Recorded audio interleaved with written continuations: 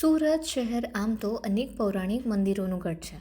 તેમાં પણ ખાસ કરીને અસલ કોટ વિસ્તારમાં મુખ્યત્વે માતાજીના એવા અનેક મંદિરો છે જે સુરતીઓ માટે આસ્થાનું કેન્દ્ર છે.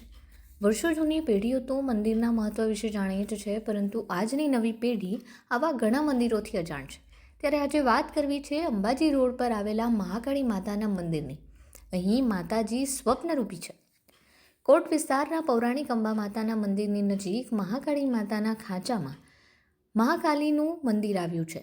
અંદાજે 300 વર્ષ કરતાં જૂના પૌરાણિક મંદિરમાં મહાકાળી માતાજીની 6 કે 8 નહીં પરંતુ 18 ભુજાવાળી મૂર્તિ છે. કહેવાય છે કે મંદિરના પૂજારી આત્મારામ ભટ્ટ માતાજીના ભક્ત હતા અને તેમને માતાજી સ્વપ્નમાં આવ્યા હતા. જે સ્વપ્ન રૂપે આવ્યા હતા તે માતાજીના સ્વરૂપની પ્રતિમા તેમણે વિક્રમ સંવત 1771 એટલે કે આજથી 310 વર્ષ પહેલાં અહીં માતાજીની સ્થાપના કરી છે. મારું નામ ભાવિક ગૌતમભાઈ જોશી છે. હું મહાકાળી મંદિરમાં 8મી પેઢી છે જે અહીંયા સેવા આપી રહ્યો છું. આ મંદિર વિક્રમ સંવત 1771 ની સ્થાપના છે, જે સ્વપ્ન સ્વરૂપમાં મૂર્તિ છે, જે આત્મારામ ભટ્ટ હતા તે અહીંયા લાવ્યા હતા મૂર્તિ. અને આ મૂર્તિમાં 18 ભુજા એટલે 18 હાથ વાળી મૂર્તિ છે આ મહાકાળી માતાની, જે ઓલ ઓવર વર્લ્ડમાં તમે ગમે ત્યાં ફરશો કે ગમે ત્યાં જશો, જ્યાં પણ તમને મહાકાળી માતાની 18 ભુજાવાળી મૂર્તિ તમને જોવા નહીં મળે. પછી બીજી વસ્તુ કે માતાજીના કાનની બાજુમાં નાગ આપ્યા છે, જે માતાજીના સ્વપ્ન સ્વરૂપમાં અંદર જે દાદાને જે સ્વપ્નમાં આવ્યા હતા એ જ સ્વરૂપમાં કાનની બાજુમાં નાગ પણ છે, જે તમને મહાકાળીની મૂર્તિમાં કશે પણ જોવા નહીં મળશે. તમે દુનિયાના દેશના કોઈ પણ ખૂણામાં ફરશો જેમાં મહાકાળી માતામાં સાથે નાગ અને 18 હાથ વાળી મૂર્તિ તમને જોવા નહીં મળશે. અહીં માતાજીની જે પ્રતિમા છે તેમાં માતાજીના 18 હાથ છે. આવા પ્રકારની પ્રતિમા કોઈ જગ્યાએ હોય તેનો બીજે કશે ખ્યાલ નથી, પરંતુ આ મહાકાળી મંદિરમાં મહાકાળી માતાજી સાથે ગૌતમ ગોત્રના શકરાંબિકા માતાજીની પ્રતિમા છે, જેથી નવરાત્રિ દરમિયાન આ ગોત્રના લોકો અહીં કાળકા માતાની સાથે પોતાની કુળદેવીના દર્શન કરવા માટે પણ મોટી સંખ્યામાં આવે છે.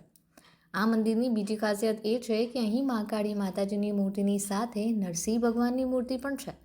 આવી મૂર્તિ જવલ્લે જ જોવા મળતી હોય છે. સામાન્ય રીતે મહાકાળી માતાજીની મૂર્તિ રૌદ્ર સ્વરૂપમાં જ હોય છે, પરંતુ અહીં મંદિરમાં માતાજીને સૌમ્ય સ્વરૂપમાં રાખવામાં આવ્યા છે અને વર્ષમાં માત્ર કાળી ચૌદસના દિવસે એટલે કે એક દિવસ જ તેમને રૌદ્ર સ્વરૂપમાં રાખવામાં આવે છે. અમારે મૂર્તિ અહીંયા સૌમ્ય સ્વરૂપમાં રાખીએ છીએ. મહાકાળી માતા એટલે રૌદ્ર સ્વરૂપમાં જ હોય છે, પણ અમે અહીંયા સૌમ્ય સ્વરૂપમાં રાખીએ છીએ. વર્ષમાં એક જ વખત ખાલી અમે માતાજીને રૌદ્ર સ્વરૂપમાં દર્શન આપીએ છીએ. એ કાળી ચૌદસના દિવસે અમે અહીંયા માતાજીને રૌદ્ર સ્વરૂપમાં બતાવીએ છીએ. એ સિવાય અમે 365 દિવસ અમે માતાજીને સૌમ્ય સ્વરૂપમાં જ રાખીએ છીએ. એ 18 ભુજા જે મેં વાત કરી એના દર્શન અમે વર્ષમાં 4 જ વખત કરાવીએ છીએ.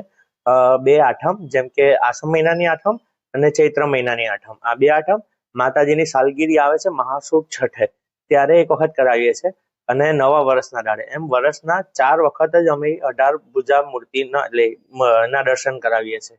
માતાજીની 18 ભુજાના દર્શન વર્ષમાં 4 વાર એટલે કે આસો અને ચૈત્ર આઠમ, આ ઉપરાંત માતાજીની સાલગીરી મહાસુદ છઠના દિવસે હોય છે ત્યારે, અને નવા વર્ષના દિવસે, એમ ટોટલ 4 જ દિવસ કરાવવામાં આવે છે. સુજીતભાઈ ભીખાભાઈ રાવળિયા. અમે અહીંયા લગભગ 15 વર્ષથી આવીએ છીએ. અમારા કુળદેવી છે શ્રી મહાકાળી માતાજી. અમારી બધી મનોકામના પૂરી કરે છે. બધી કોઈ વસ્તુ બાકી નથી રહેતું અમારું કાર્ય.